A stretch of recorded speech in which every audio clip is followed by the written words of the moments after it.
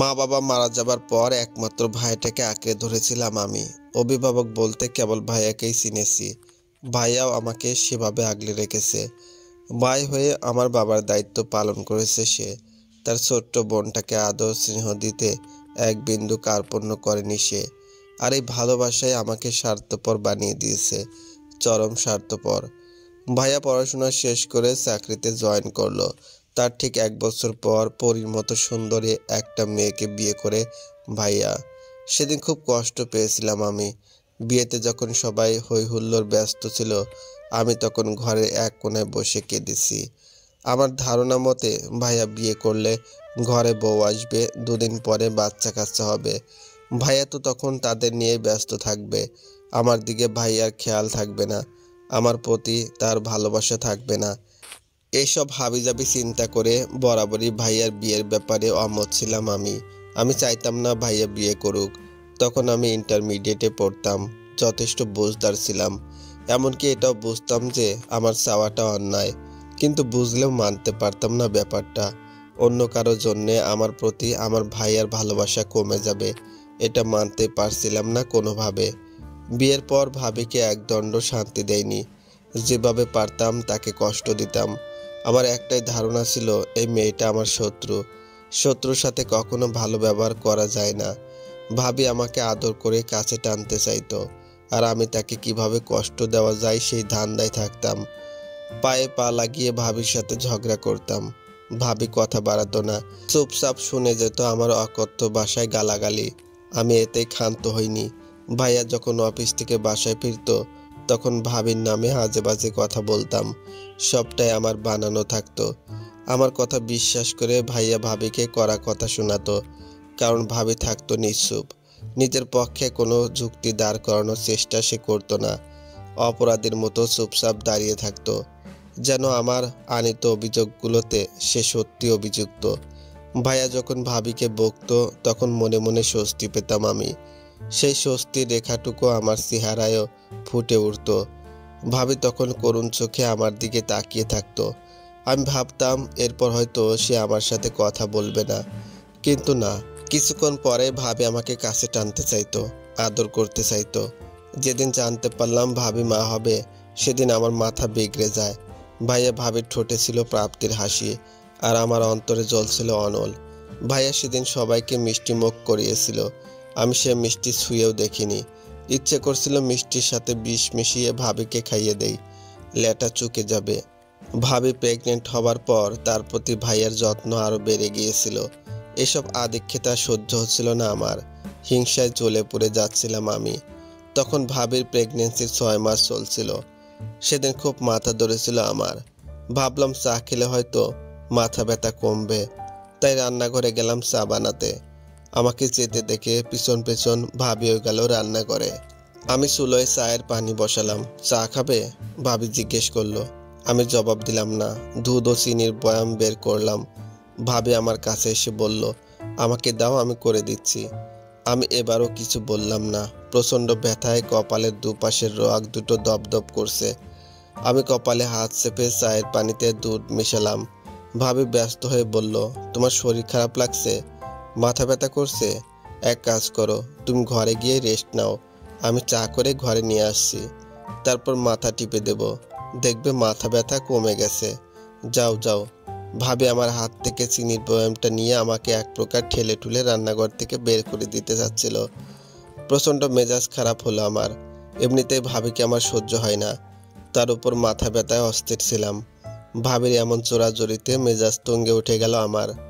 শরীরের সমস্ত শক্তি দিয়ে এক ধাক্কা দিলাম ভাবিকে। ভাবি ছিটকে গিয়ে পড়লো রান্নাঘরের শেষ মাথায়। তার পেটটা প্রচণ্ড জোরে বাড়ি খেলো মিট সোপের সাথে। এরপর ধপ করে পড়ে গেল ফ্লোরে। সাথে সাথে পেটে হাত দিয়ে তীব্র চিৎকার করে উঠল ভাবি। আমি গুরুত্ব দিলাম না। ভাবি কষ্ট পাচ্ছিল দেখে আমার আনন্দ হচ্ছিল, কিন্তু মুহূর্তে যখন দেখলাম ভাবির সাদা সালোয়ারটা রক্তে ভিজে লাল হয়ে যাচ্ছে, তখন হতভম্ব হয়ে গেলাম। ভাবির চিৎকার শুনে নিজের ঘর থেকে রান্নাঘরে ছুটে এলো ভাইয়া। ততক্ষণে রক্তে মাখামাখি ভাবির শরীরে নিম্ন অংশ। ভাইয়া চমকে উঠল। অবস্থা বেগতিক দেখে ভাবিকে কোলে তুলে হাসপাতালের উদ্দেশ্যে বের হলো ভাইয়া। আমিও সাথে গেলাম। ভাবিকে অপারেশন থিয়েটারে নেওয়া হলো। ভাইয়া চিন্তিত চেহারায় পায়চারি করছিল ওটির সামনে। কিছুক্ষণ পর হঠাৎ কিছু একটা মনে পড়ায় ভাইয়া পায়চারি থামিয়ে আমার সামনে এসে বলল, প্রিয়ন্তী, তুই তো তখন রান্না করেছিলি, কি হয়েছিল? রশি এভাবে পড়ে গেল কি করে? আমি মিথ্যা বললাম না, কিংবা বলতে পারলাম না। আমি মাথা নিচু করে বললাম, আমি ভাবিকে ধাক্কা দিয়ে ফেলে দিয়েছি। ভাইয়া হতভম্ব আর অবিশ্বাস্য দৃষ্টি নিয়ে তাকিয়ে রইল আমার দিকে। কিয়ৎক্ষণ পরে অস্ফুট স্বরে প্রশ্ন করলো, কেন? ভাবিকে আমার একদম সহ্য হয় না। বিয়ে করার পর আমার প্রতি তোমার ভালোবাসা কমে গেছে, তাই। বাকিটা বলতে পারলাম না। আমি চেয়েও নিজের অবস্থানে শক্ত থাকতে পারলাম না। কথাগুলো গলায় আটকে গেল। ভিতর থেকে প্রচণ্ড অপরাধ বোধ হচ্ছিল। ভাই আমাকে কিছু বলল না, কেবল অপলক দৃষ্টিতে আমার দিকে তাকিয়ে রইল কিছুক্ষণ। তার চোখে বিস্ময়। একটু পর ডাক্তার বেরিয়ে এলো অপারেশন থিয়েটার থেকে। ভাইয়া ছুটে গিয়েছিল তার কাছে, জিজ্ঞেস করেছিল ভাবি আর বাচ্চা কেমন আছে।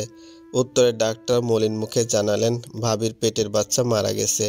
শুধু তাই নয়, একই সাথে মাতৃত্ব হারিয়েছে সে। ভাবি আর কখনো কনসিভ করতে পারবে না। আঘাত পাওয়ার কারণে কি সমস্যা হয়েছিল, কি কারণে ভাবি আর মা হতে পারবে না, ডাক্তার সেসব ভাইয়াকে ডিটেলে বলছিল।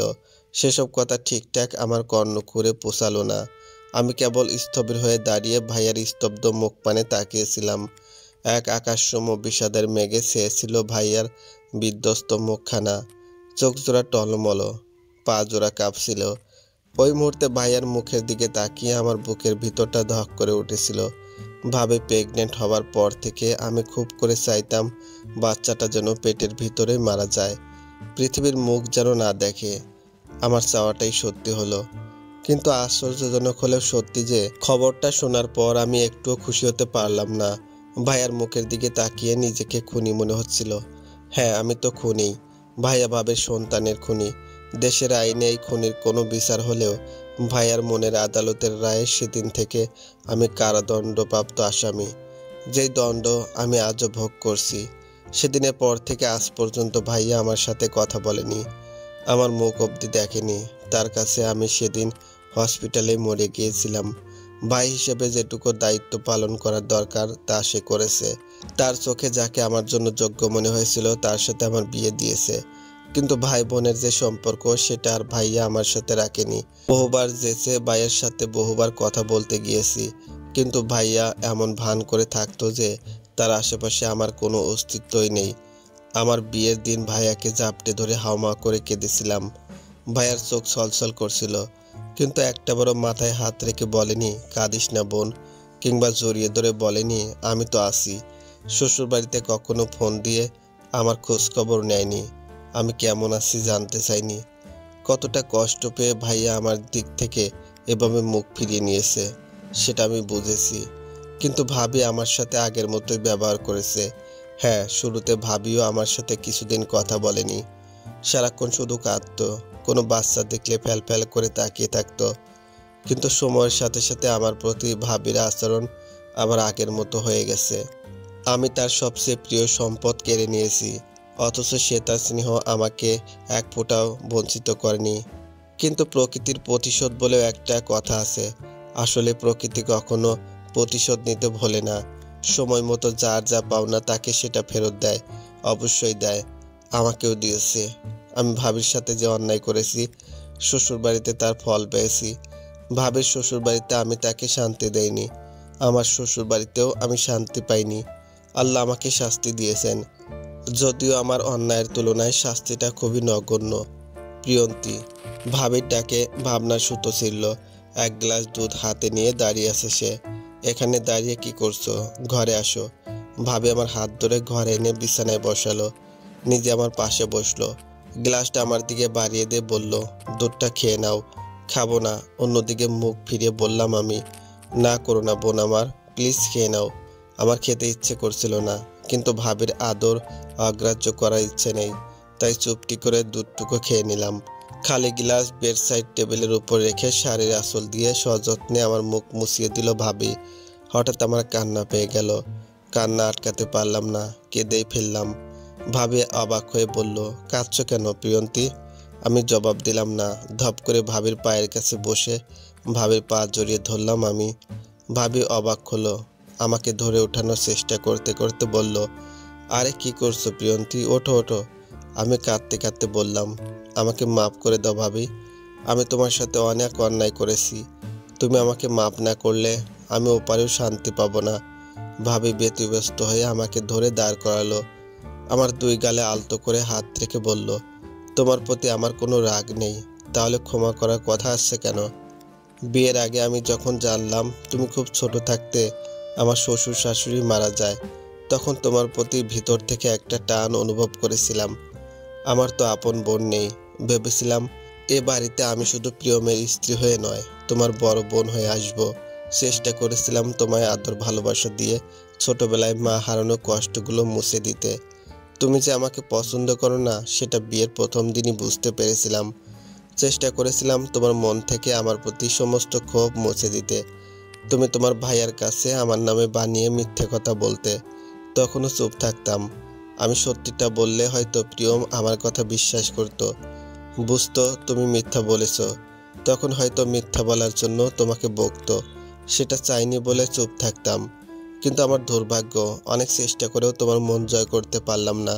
আমার কান্নার বেগ বাড়লো। ভাবি আবার বলল, সন্তান হারানো একটা মায়ের জন্য কতটা কষ্টের সেটা একজন সন্তান হারানো মাই জানে।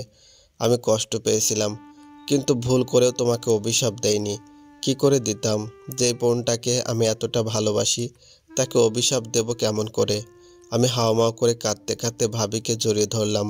ভাবি আমাকে দু হাতে জড়িয়ে ধরে বলল, আমি সবসময় চেয়েছি আমার বোনটা যেন সুখী হয়, কিন্তু সে যে এতদিন এতটা দুঃখে ছিল সেটা জানতেও পারলাম না। তোমার ভাইকে না বললে কিন্তু আমাকে তো বলতে পারতে। কেন মুখ বুজে ওদের এত অত্যাচার সহ্য করলে? আমি কিছু বললাম না। ভাবির বুকে মাথা গুঁজে কাঁদছি অনবরত। আর ভাবছি, একটা মানুষ এতটা ভালো কি করে হয়? প্রিয়ম দরজায় দাঁড়িয়ে, কি করছো? ভিতরে এসো। অনেকটা সময় কান্নাকাটির পর ভাবির কথায় মুখ তুলে দরজার দিকে তাকালাম। ভাইয়া দাঁড়িয়ে আছে সেখানে। আমি তাকানোর পর ধীর পায়ে হেঁটে আমার সামনে এসে দাঁড়ালো ভাইয়া। আমার বাহুতে হাত রেখে বলল, যারা আমার বোনকে এত কষ্ট দিয়েছে তাদের আমি ছাড়বো না। কাল আমার সাথে থানায় যাবি। ওদের নামে নারী নির্যাতনে মামলা করব। মা ছেলেকে জেলের ভাত খাওয়াবো। আমাকে তো চেনে না, আমার বোনের গায়ে হাত তোলার স্বাদ ওদের মেটাবো। ওই বাড়িতে তোকে আর পাঠাবো না প্রিয়ন্তী। রায়ানের মতো মেরুদণ্ডহীন লাফাঙ্গা ছেলের সাথে তোকে সংসার করতে দেব না। কতদিন কতদিন পর ভাইয়া আমার সাথে কথা বলল, কতদিন পর ভাইয়া স্নেহ মাখা পরশ পেলাম। শ্বশুরবাড়ির সমস্ত অত্যাচার এক মুহূর্তে ভুলে গেছি। আমার খুব ইচ্ছে করছে ভাইয়াকে জড়িয়ে ধরতে, তার গায়ের গন্ধটা নিঃশ্বাস ভরে নিতে। তোমাকে একটু জড়িয়ে ধরি, ইচ্ছেটাকে দমিয়ে রাখতে না পেরে বলেই ফেললাম। ভাইয়া উত্তর দিল না, শুধু আমার মাথাটা টেনে নিজের বুকে রাখলো। আহা, কতদিন পর ভাইয়ার শরীরের গন্ধ পাচ্ছে। বুক ভরে নিঃশ্বাস নিলাম আমি। আমার আবারও কান্না পাচ্ছে। এবার এটা খুশির কান্না, আনন্দের কান্না।